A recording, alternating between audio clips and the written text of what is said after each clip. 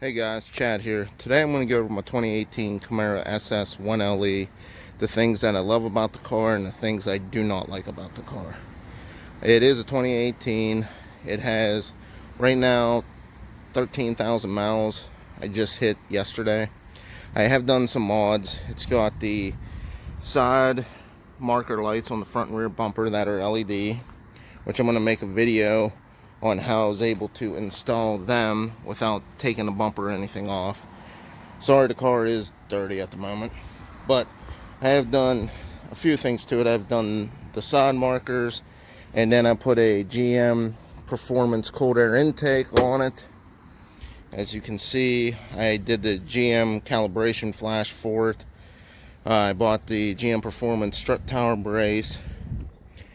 That's about it so far. I am waiting on, I ordered the clear tail lights, the third marker light, and I got a set of smoke clear reflector lights for in the bottom of the bumper, which I'll be installing sometime here in the future.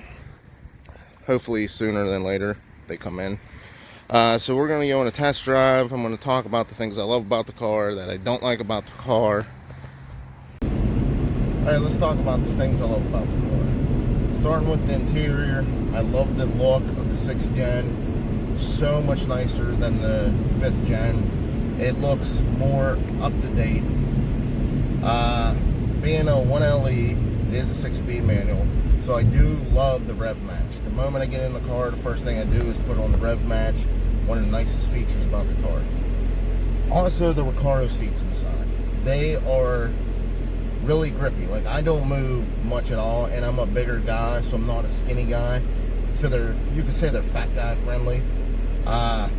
They do hug me nice, and they are comfortable. Like, really, really comfortable.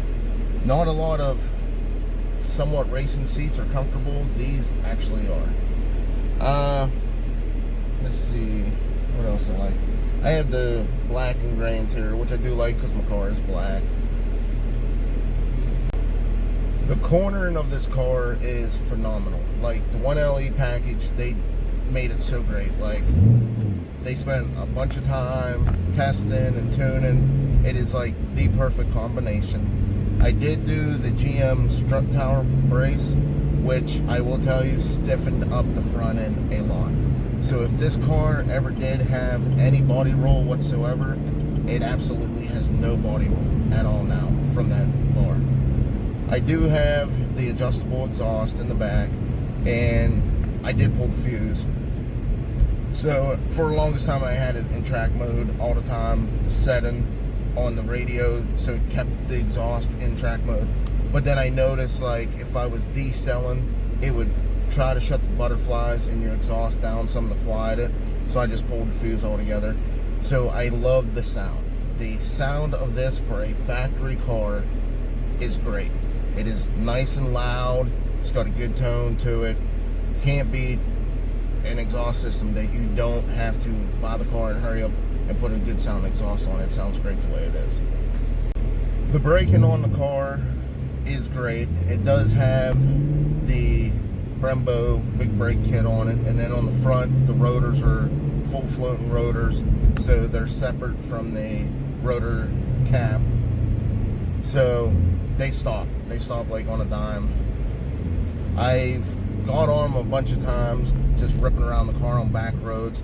I really haven't felt much brake fade, which is nice about it, so I really don't have no complaint about braking. The tires, when it's dry, it has the Goodyear Eagle Supercar F3s on it. The tires are great when it's dry. I mean, these things will grip phenomenal. If it is raining the slightest bit and the roads are wet, they are terrible. I have driven this car multiple times in really bad rainstorms, to the point it literally scared me trying to get home from work driving this thing. I mean, in the wet, they are terrible. They're no good. So that is a downfall to the tires that do come on it.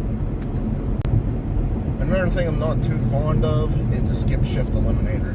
Ever since the 4th gen Camaro, when they came out with the 6-speed tranny back in '93, they've had the Skipshift Eliminator, which takes you from 1st to 4th, because General Motors, their performance cars get terrible gas mileage. So they figured if they can force you to go first to fourth, if you're not under a load, you can get a little bit better gas mileage. To me, it's a pain in the ass, because if you do pull out gently and you're trying to go up a hill and you're trying to go to second, it locks you out.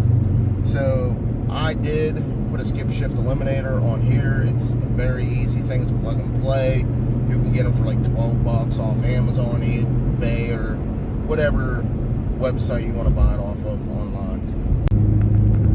Sorry about the camera bouncing around. So the car does have like a performance page, which is nice. So you can record your 0 to 60, your 0 to 100, your quarter mile, your 0 to 100 back to 0, which is nice. You can go through, you can watch your G-forces, your tire temperature.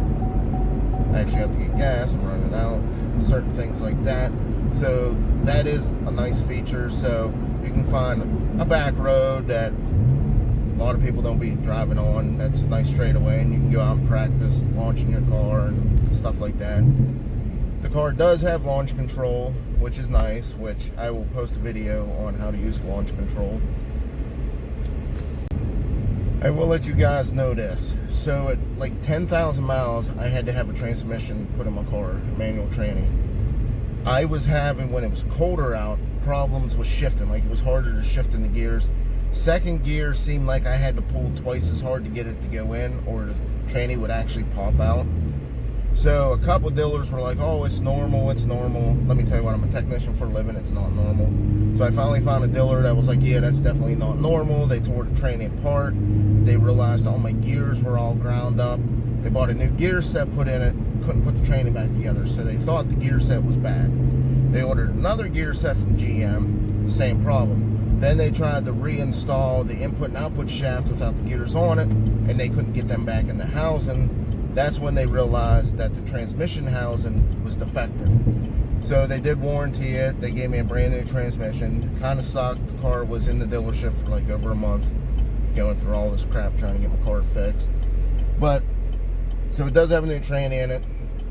Works a lot smoother, a lot greater. GM did tell me that there are a lot of these out there with that transmission problem. So I advise you, if you have a hard time shifting when it's cold, take it in, get it looked at. It is not normal. You might actually have a defective transmission casing like I did myself.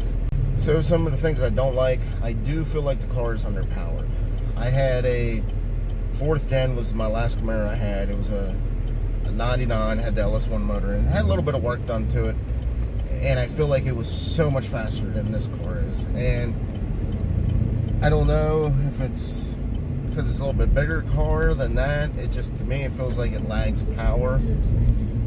So I do have a complaint there. The paint is terrible on the car. It is so thin. Like, I literally have road chips all over the hood, all over the front bumper. I did not like the flat black hood wrap.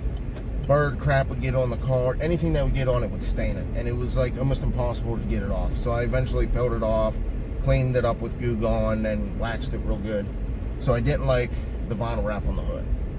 It also, the vinyl wrap on the hood is flat black, while everything else on the car is satin black. So like your front splitter, your side mirrors, your rear diffuser, your spoiler is all satin black. They gave you a flat black wrapped hood. I didn't like that, so I pulled it off. In the rear, by my back tires on my quarter panel, there is like a clear plastic, like a clear vinyl wrap or something on the bottom part that came factory. Well, up above that and up toward the top part of my quarter panels, because the tires are wider on the 1LE, I do have a crap ton of rock chips, like terrible. So if I would have known about this and I known how light the paint is on this car and how easy it is to chip it and scratch it, I would have had a clear brawl done to the front, and I'd had the clear brawl done to the whole quarter panels. So if you do buy one of these 6th gen Camaros, and you do definitely get a 1LE with the wider tires, do that. I also have the rock guards on the front and rear, which are nice. That way it keeps it, they're like mud flaps, pretty much what they are, but they call them rock guards. Keeps the rocks from flying up the side of the car. Definitely do that. That's well worth the money. So another thing I like to touch base on, complaint I have is when you're running the air conditioning or you're running it on auto, but you have it set to like a cooler temperature than it is outside, the windshield frosts up. Total pain in the ass. I actually have a video about that if you want to watch it. Subscribe, go to my page, go to my videos, you'll find one I have about windshield frosting up. So that's another complaint I have about the car. Now, the 6th gens do have no lift shift, which it varies at the RPM, so I will make a video about that and post up what the different RPMs is for like the automatics and the not the automatics, my bad. For the manual trainees when you do the no lift shift. The plain SS's have a different RPM compared to the 1LEs, which is 5,500 RPM. I've used the no lift shift multiple times. It actually does make my time slower. So I couldn't figure out why, because you're not lifting off the gas, but it does change your timing. So to keep your car from revving skyline while you're holding the gas to the floor, it hurry ups and retards your ignition timing, which then takes away a bunch of power. So when you do go in the next gear, you don't have all that power available. So I've ran the quarter mile multiple times, shifting regularly, shifting with the no lift shift, and my times are always worth with the no lift shift. So it's a cool feature to have, but it does slow you down. Just a fair warning on that one. Now I know I see a lot of videos and a lot of forums, people complaining about visibility. I myself don't have no problem with this car, visibility wise. I'm also used to driving like dump trucks, stuff like that, where you don't even have a back window. So I am so used to using my mirrors, which I guess is 2019. A lot of people don't use their mirrors. They rely on technology. But I've actually adjusted my mirrors to the point my blind spot is very minimum. So I might have to turn my head a little bit, but I also always pay attention to my surroundings. So if need be, if I need to merge over and I think there might be a car, I'll either speed up a little bit or hit the brakes, slow down, just make sure that car ain't next to me. So I really don't have no complaints about visibility in the Camaro itself. Now, the trunk space, there is actually a good bit of trunk space inside the trunk. Downfall, the opening is really small. So you could put a bunch of groceries or luggage in this car, but it can't be a really big piece that's going in because the opening is really small to actually get something in the trunk itself. The back seats do recline, which are nice, so if you need to put something longer in there, that does help out a good bit. Another thing I love about the car, on a really hot day, say you're walking to your car or you're about to go out to get in your car, I don't know if you guys noticed, but with your remote, you can actually put the windows down. So all you have to do is unlock the car, so you hit the unlock button once, then hit and hold the unlock button until you see the windows actually start winding down in the car. It will wind down both sides windows, that way it can let the heat out. I actually have my windows tinted pretty dark in mine, so it does stay kind of cool during the day. It reflects most of the sun out of the car, but it still gets kind of hot. Let's talk about gas mileage. Obviously, you don't buy a V8 race car pretty much for the gas mileage. So the gas mileage in this is not great at all. I usually average about 16.5 miles per gallon no matter what I do. Being a manual, it does not have that feature where it switches to 4 cylinders and deactivates 4. So you don't have that feature on the manual cars. So they do get a lot worse gas mileage. On the highway, I can average maybe 19, and I don't even rip on it that much, like going down the highway, because where I live, there's cops everywhere when it's out nice. So, yeah, it does get poor gas mileage. Another thing while I'm thinking about it, the tires that come on the car stock, the Supercar 3s, their lifespan is not that great. I just hit 13,000 miles, and I am on my 3rd set of tires. Even at normal driving, they get about maybe 5,000 to 6,000 miles, and they're completely worn down. So I'm probably going to change it up and go with like a Continental tire or something different that I can get a little more tread life out of them, because I do like driving the car. I will next year be doing autocross, so I'll probably go back to the Goodyears that are on the car now. I might actually get a second set of rims and tires to just run autocross. I'm not sure yet. Another thing these cars have that I absolutely do love, and I don't think it's on the base 1SS, but I know it's on the 2SS and it's on the 1LE's heads-up display. The heads-up display is really, really nice. I love using it during the day. Nighttime, I don't so much use it because it being brighter, my eyes will start focusing on it, and then I'll try to look down the road and it looks darker looking down the road. So I do shut the dimness all the way down to where it shuts off at nighttime. But during the day, yeah, the heads-up display is great. I love the heads-up display.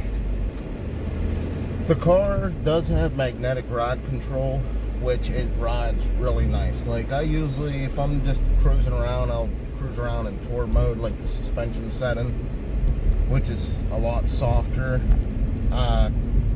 If you're racing or whatever, you can put it in sport mode, track mode. It does stiffen it up. The ride of the car is not bad. Like, for what it is, it's not that harsh of a ride. Yes, if you're hitting like a really rough road, it is kind of harsh, but on regular roads, it's not bad at all. I can't complain about the actual ride quality of the car itself. But that's pretty much it about the car. It does have a good amount of features. I could sit here and pretty much talk all day about some of the features with the car. I do have a lot of complaints from passengers. The console, the armrest is only on the driver's side. On the passenger side is 2 cup holders, so they don't have nowhere to put their left arm. So, do got some complaints. There's no leg room in the back, so don't think of trying to take anybody in the back seat. I have a 5-year-old son, which is able to ride in the back seat in his booster seat. Right now, he doesn't have no leg issues because, you know, he's a 5-year-old. But a full adult, yeah, you're not getting in the back seat at all. So, yeah, it definitely pretty much like a 2-seater. There's no rear seat room. But if you like this video, please like, subscribe. Check out my other videos I have posted. I got some about my install on my cold air intake, which, here's a follow-up to that. You do have to get it flashed. Like, I thought it was just emissions flash. My car started to start the bog out at mid RPM, so I had to take it in. They did the flash, it totally fixed it, took all that away. So it does change the mapping for the matched airflow and all that in your fuel trims. I did a video on the cross member, the strut tower brace. So check out my other videos. Please subscribe and like, and have a good day.